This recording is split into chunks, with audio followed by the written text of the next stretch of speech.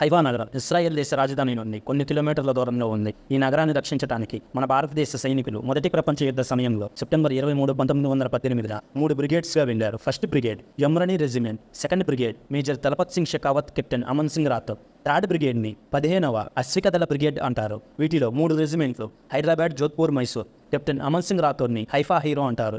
ఎందుకంటే మేజర్ తలపత్ చనిపోయాక అతని దళాల దగ్గరికి వెళ్లి ఒట్టోమెన్ సామ్రాజ్యం నుండి హైఫాను విడుదల చేయడంలో అమన్ సింగ్ చాలా కష్టపడ్డాడు. మైసూర్ లాన్సర్లు సిటీని చుట్టుముట్టి తూర్పు ఉత్తరం నుండి దాడి చేశారు. జోధ్పూర్ లాన్సర్లు కార్మెల్ పర్వతం కింది నుండి ఎడమ వైపుగా వెళ్లి ఒట్టోమెన్ల మీద దాడి చేసి ఆ సైనికుల్ని బంధించారు. మైసూర్, జోధ్పూర్ లాన్సర్లు కలిసి జర్మన్ ఒట్టోమెన్ల దళాలపై దాడి చేశారు. యుద్ధం అయిపోయే సమయానికి హైఫా నగరాన్ని మన భారత సైనికులు స్వాధీనం చేసుకున్నారు.